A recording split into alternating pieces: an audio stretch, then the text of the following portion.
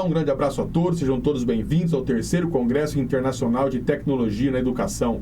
Eu sou o Fábio Pistori, professor de Direito Penal do Unisalesiano de Araçatuba, e hoje temos a grata satisfação de ter conosco o Dr. Paulo Henrique Sumariva, que irá trabalhar o tema Princípios Constitucionais Penais. Dr. Paulo Sumariva é delegado de polícia aposentado no estado de São Paulo, é mestre em Direito Público pela Universidade de Franca, doutor em Direito do Consumidor pela Universidade Metropolitana de Santos, autor de diversas obras jurídicas ligadas à área de Direito Penal, Processual Penal e Criminologia, além de ser professor da Academia da Polícia do estado de São Paulo. Dr. Paulo Sumariva, em nome do Unisalesiano, agradeço imensamente a participação e passo a palavra para que inicie a palestra sobre o tema Princípios Constitucionais Penais. Olá pessoal aí da Unisalesiano, eu sou o Paulo Sumariva, sou professor de Direito Penal, Processo Penal. Vamos falar hoje sobre um tema bacana, né, dos princípios que norteiam aí o direito penal e o processual penal, aqueles obviamente mais importantes. Eu gostaria de agradecer o convite formulado pelo nosso coordenador, pelo nosso professor, né, o Dr. Fábio. Muito obrigado, Dr. Fábio, pelo convite, pela oportunidade de poder estar aqui participando desse importante evento aqui da nossa Unisalesiano em Araçatuba, uma cidade que eu tenho tantas raízes aí e que eu fico muito feliz em poder participar aqui desse evento, ok? Já de cara eu agradeço aí a participação de todos, coloco aí para que vocês possam me seguir no meu Instagram, @prof.paulo_sumariva, fico ali à disposição para qualquer tipo de dúvida, maravilha? E vamos falar de princípios. Um bate-papo rápido hoje, informal. Vamos trabalhar um pouquinho com princípios. Princípios que são valores fundamentais, né, que inspiram a criação e a aplicação do direito. Ora, os princípios, eles podem aí anteceder as leis penais. Os princípios, eles podem estar positivados, consagrados, né, em normas jurídicas, como, por exemplo, a reserva legal, a anterioridade ou não. Nós temos princípios hoje como o princípio da insignificância, o princípio, né, da alteridade, em que não está previsto em nenhuma lei e é muitíssimo aplicado. Aliás, um dos princípios mais aplicados hoje é o princípio da insignificância. É importante identificar o seguinte, que positivado ou não, tá? Positivado ou não, esses princípios eles são acolhidos pela doutrina e pela jurisprudência e são princípios extremamente importantes. As funções, qual que é a função principal aí dos princípios dentro do campo do direito penal?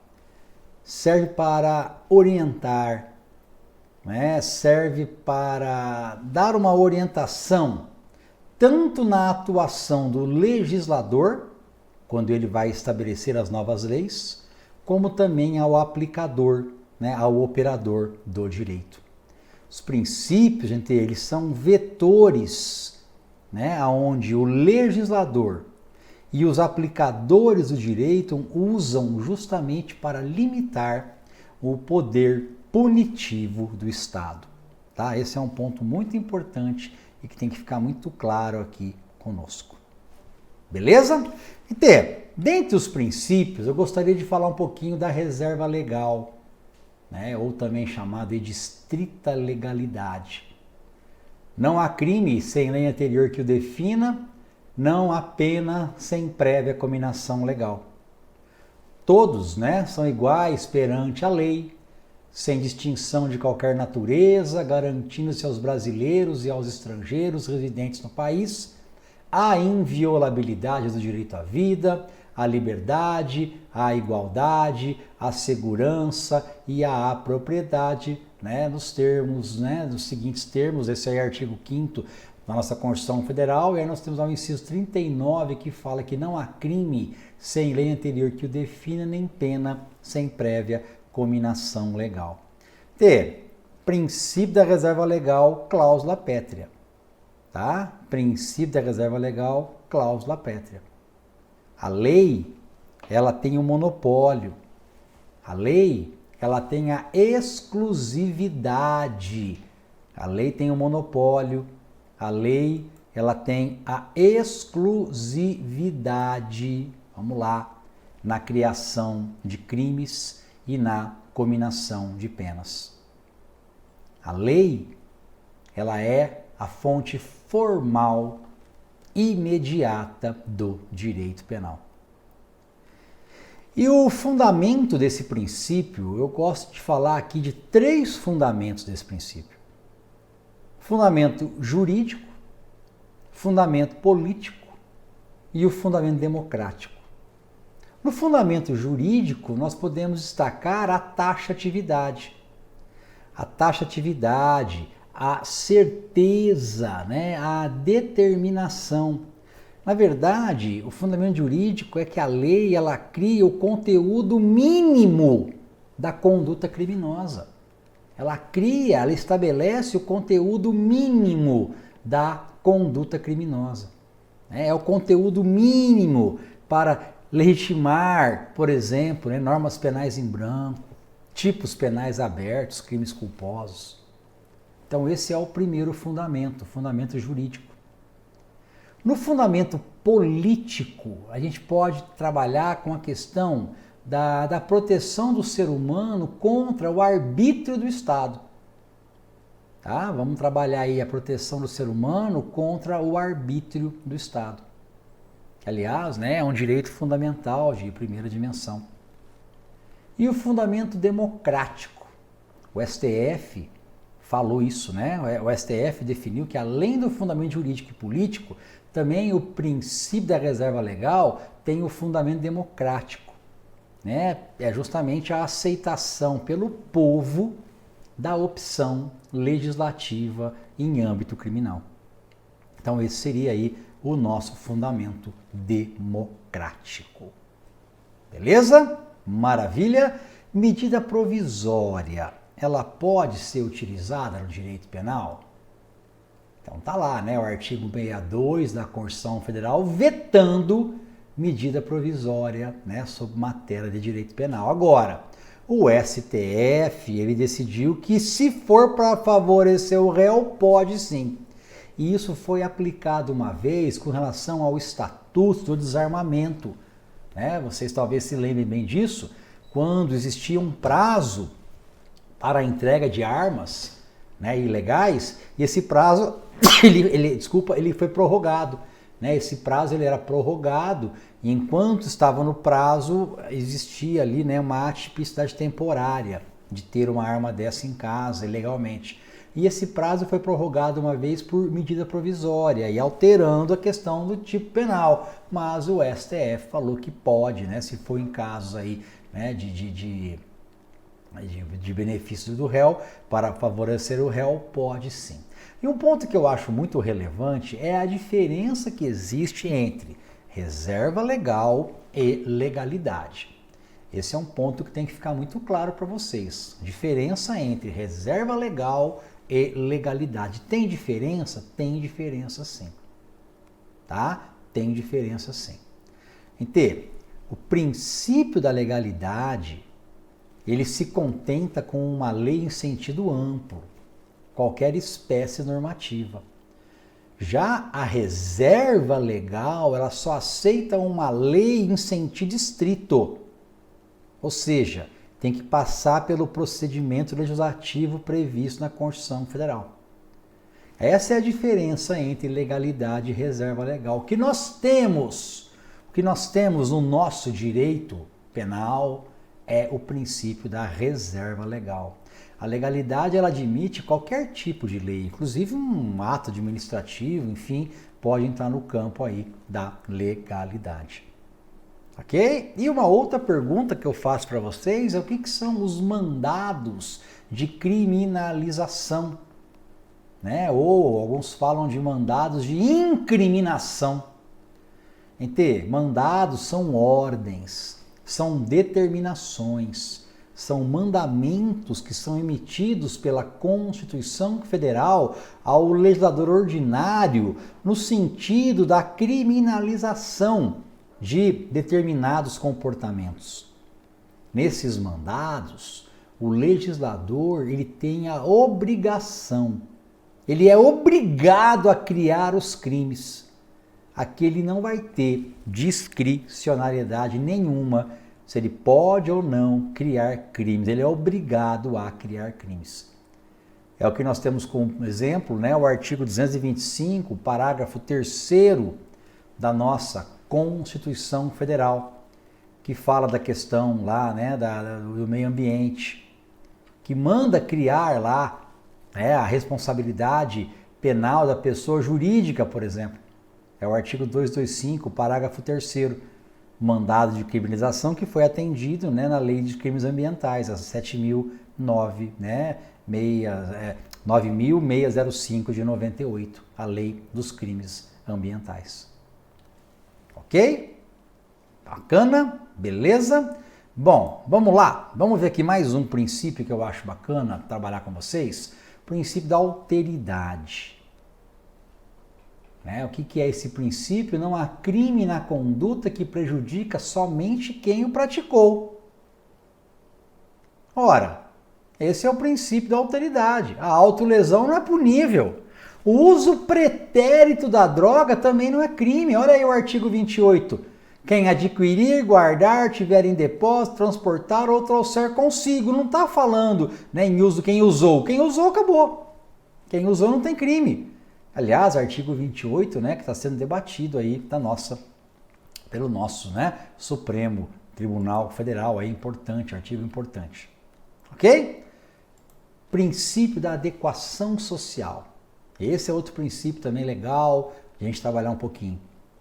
Não há crime naquela conduta que, embora tipificada em lei, ela não afronte o sentimento social de justiça. Então, quando, né, a gente fala, por exemplo, em trotes acadêmicos moderados, quando a gente fala, por exemplo, na tatuagem, são situações em que a própria legislação, ela, em que pese descrever algo como criminoso, a sociedade ela acabou que por, né, reconhecendo uma legalidade nisso. Agora, não vem me falar que pirataria é aceito, é legal. Claro que não. Camelô vendendo, né, fruto de descaminho, tá errado. Ah, mas a sociedade aceita, gente? Não. Isso é crime. Da equação social, nem tanto, tá? Mas enfim, há quem defenda aí essas questões, tá bom? E o princípio da proporcionalidade. Princípio da proporcionalidade, que fala aí dessa dupla face, né? Ela tem uma dupla face. Importante a gente entender, né, que a atividade penal, qual é a atividade penal? A atividade penal é a criação de crimes, é a cominação de penas. A atividade penal, ela tem que ser vantajosa para a sociedade. A atividade penal, ela tem que atender interesses coletivos, interesses superiores. Então, assim, esse princípio da proporcionalidade, ele apresenta para nós uma dupla face. Por quê? Porque, de um lado, o princípio da proporcionalidade, ele representa a proibição do excesso. Não se pode punir mais do que o necessário para a proteção do bem jurídico.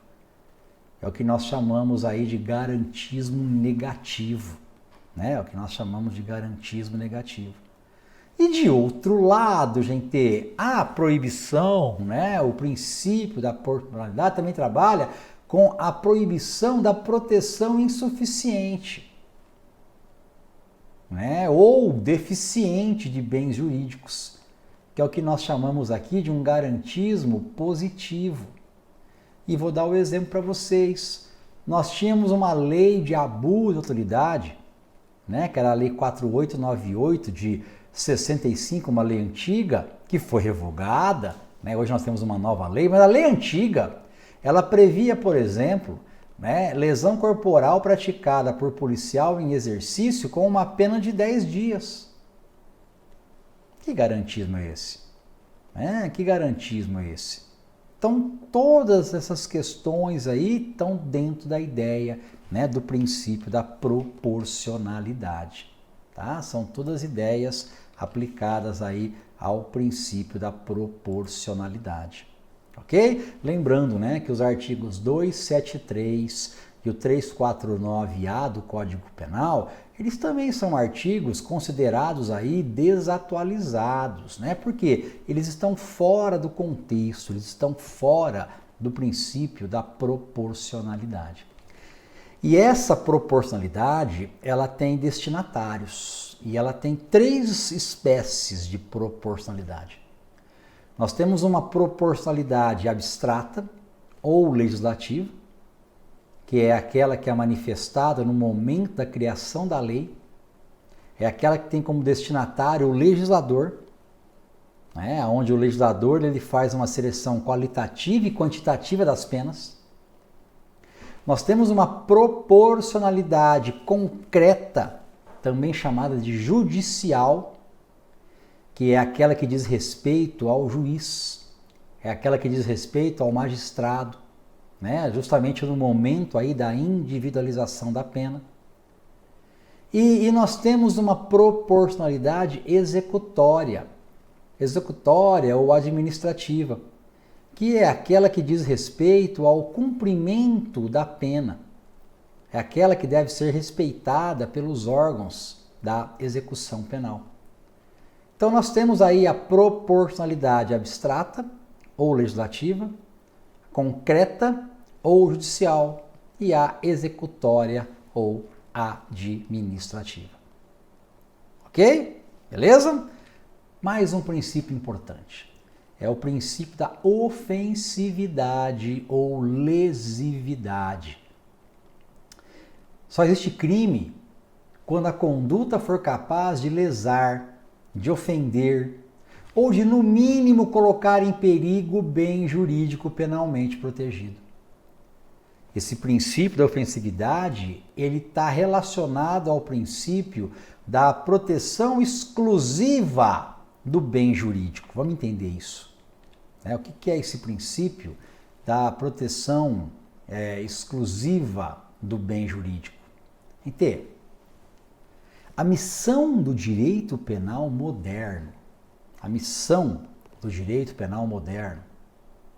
e democrático é a proteção de bens jurídicos. Direito penal, ele não pode se ocupar de questões políticas, filosóficas, religiosas, não. Isso não é atribuição do direito penal. O direito penal ele tem a atribuição de proteger bens jurídicos. Bens jurídicos, sim, que são aqueles valores ou interesses, né, relevantes para a manutenção, para o desenvolvimento do indivíduo e da sociedade. Nem todo bem jurídico é penal. Ou seja, nem todo bem jurídico merece uma proteção penal. Bem jurídico penal são aqueles importantes, são aqueles indispensáveis para o indivíduo e para a sociedade. E quem é que faz essa seleção? É a Constituição Federal. É a Constituição Federal que faz a seleção dos bens jurídicos relevantes. É a Constituição Federal que faz essa seleção dos bens jurídicos relevantes. Daí a ideia, né, da teoria constitucional do direito penal. Né? A teoria constitucional do direito penal. O direito penal, ele só é legítimo quando ele protege valores consagrados na Constituição Federal. Quem disse isso foi Klaus Roxin. O homicídio é crime porque a Constituição Federal assegura a todos o direito à vida. Furto é crime por quê? Porque a Constituição Federal assegura a todos o direito à propriedade e assim vai. Né? E assim vai. Ok? Beleza? Vamos lá. Mais um princípio aí bacana para a gente poder trabalhar com vocês. Aliás, vamos falar de 2 princípios de uma vez. Vamos falar aqui da responsabilidade penal pelo fato e o princípio da vedação do bis in idem. responsabilidade penal pelo fato, né? É o direito penal do autor, diferente do direito penal do fato. Direito penal do autor é uma coisa, direito penal do fato é outra coisa. Né? O direito penal do autor é aquele que vai rotular, é aquele que vai estereotipar, vai etiquetar determinadas categorias de pessoas. É um direito penal autoritário, antidemocrático. É aquele direito penal que leva em conta quem a pessoa é. É o direito penal da Alemanha nazista. Já o direito penal do fato, não. É um direito penal moderno, é um direito penal garantista, é um direito penal democrático. É aquele direito penal que leva em conta o fato típico e ilícito praticado pelo agente. Pouco importando quem é o agente, eu vou punir o que ele fez, não o que ele é. Essa então é a análise que nós temos que ter com relação ao princípio da responsabilidade penal pelo fato. Ok? Agora, proibição, vedação do bis in idem. Nós não podemos admitir a dupla punição pelo mesmo fato. Tá? Nós não podemos admitir a dupla punição pelo mesmo fato. E aí um ponto que eu acho muito bacana de trabalhar é a questão, né, da reincidência. Será que a reincidência ela não viola o princípio da responsabilidade penal pelo fato e o princípio da proibição do bis in idem? E aí? Pensa comigo. O cara praticou crime, ele foi processado e foi condenado e cumpriu pena. Aí ele pratica um outro crime. E porque ele foi condenado num crime anterior, ele vai ter uma pena maior aqui? Essa reincidência, eu estou punindo ele pelo que ele fez ou pelo que ele é? A Defensoria Pública diz que ela viola a responsabilidade penal pelo fato, porque eu não estou punindo ele pelo que ele fez, sim pelo que ele é, e também o bis in idem, porque ele já foi punido no processo. A reincidência, ela é considerada uma circunstância agravante.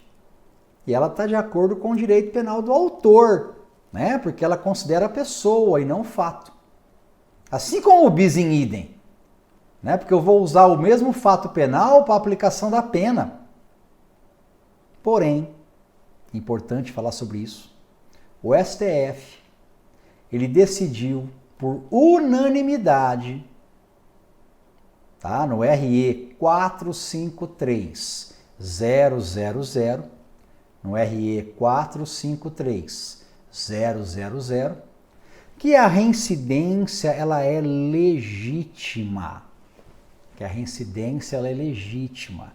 Que ela é legítima, ela está de acordo com o direito penal do fato. Ela é legítima e ela está de acordo com o direito penal do fato. Né? Então, gente, a pena em que pese, né, a gente pode até pensar dessa maneira, mas não é assim que tem que ser analisado, não é assim que tem que ser levado aí em consideração. Ok? Beleza? E vamos lá, né? Para a gente poder encerrar aí esse nosso bate-papo legal aqui na Unisalesiano. Dr. Fábio, obrigado aí pela oportunidade. Mais um espirro. Olha aí, né? Vamos lá. Vamos falar rapidamente da insignificância ou bagatela, né? Que é uma causa supralegal de exclusão da tipicidade. Você aprendeu isso lá em direito penal, né? Que a tipicidade penal, ela é a tipicidade formal mais a material. Formal é o juízo de adequação entre o fato e a norma. E a material não, né? A material é a lesão. A material é o efetivo perigo de lesão ao bem jurídico. Ora, o princípio da insignificância, ele exclui a tipicidade. Né? Em que pese existir aí a tipicidade formal, vai faltar a tipicidade material. Cláusula que sim fala que a insignificância, na verdade, é uma política criminal. É aplicar a letra da lei de acordo com os interesses da sociedade. Né? E que a política criminal, na verdade, ela seria um filtro entre, né, a letra da lei e a vontade social. O que é importante é entender que ele é uma causa supralegal de exclusão da tipicidade, porque a insignificância exclui a tipicidade material, né? Evita justamente a banalização do direito penal. O direito penal tem que se preocupar com questões importantes, não ficar preso com questões insignificantes e irrelevantes. Só que aí o ponto-chave é, onde que está escrito isso? Tem alguma lei definindo, né, o que caracteriza a insignificância? Não. Só que o STF, ele criou, né, vetores. O STF criou vetores, criou requisitos. Eu vou colocar para vocês quais são eles. São 4 vetores. Primeiro, é a mínima ofensividade da conduta. Mínima ofensividade da conduta. É a ausência de periculosidade social. Tá? A ausência de periculosidade social. É o reduzido grau de reprobabilidade do comportamento. E a inexpressividade da lesão ao bem jurídico. E a inexpressividade da lesão ao bem jurídico. E nesse tema, né, insignificância, nós não podemos deixar de abordar pelo menos 2 súmulas. A súmula 599 do STJ, que é a súmula que fala que não se aplica o princípio da insignificância aos crimes contra a administração pública, súmula 599 do STJ, e a súmula 589 do STJ, que fala que é inaplicável o princípio da insignificância nos crimes ou contravenções praticados contra a mulher no âmbito das relações domésticas. Não se aplica insignificância, então, né, envolvendo violência doméstica e familiar. Ok? Pelo menos o que se fala, né, em nível de STJ é que só o juiz é que pode aplicar a insignificância, mas no meu ponto de vista, adverte que o delegado faça isso também quando ele decide pela não autuação em flagrante de alguém, reconhecendo a insignificância, onde ele registra o fato e deixa de indiciar, deixa de prender em flagrante, né, aplicando-se aí esse princípio da insignificância. Ok? A ideia foi essa, tá? A ideia foi trazer para vocês aí um pouco de direito penal, né, de princípios, agradecendo aí já novamente o convite aqui da Unisalesiano. E, gente, vou fazer um sorteio aqui do meu livro. Eu tenho uma obra de criminologia que está na sua 8ª edição pela editora Foco. Aliás, se você tiver interesse em comprar essa obra, manda um alôzinho lá no meu Instagram, que eu encaminho um cupom de desconto bom para você, para comprar direto aí da editora. Tá? Eu mando o cupom, caso tenha interesse, manda um alôzinho lá, né, no meu Instagram. Bate uma foto nossa lá, posta lá no seu Instagram, marca o Paulo Sumariva e o prof. Paulo Sumariva e eu aguardo lá, te mando o cupom, tá? Mas o professor Fábio, ele vai fazer um sorteio para vocês, alunos aqui da Unisalesiano, e aí quem receber o sorteado, eu vou encaminhar pelo correio para até a sua casa ou encaminhe para o Dr. Fábio e ele entrega para o aluno que for sorteado, ok? Então, agradeço aí, né, mais uma vez o convite, a paciência de todos, um grande abraço, bons estudos e fico aqui à sua disposição. Valeu, tchau, tchau. Dr. Paulo Sumariva, em nome do Unisalesiano, só temos a agradecer a presença e a participação do senhor no nosso 3º Congresso Internacional de Tecnologia na Educação e parabenizá-lo pela forma tão simples e tão clara com que tratou o tema. Aliás, um tema bastante atual. Para todos aqueles que militam na área do direito penal, nós sabemos que hoje o direito penal é um direito penal constitucional. Portanto, os nossos agradecimentos mais uma vez e fica a dica aos nossos ouvintes. Fiquem de olho na nossa programação e até a nossa próxima palestra no nosso 3º Congresso Internacional de Tecnologia na Educação. Um grande abraço a todos e até o nosso próximo encontro.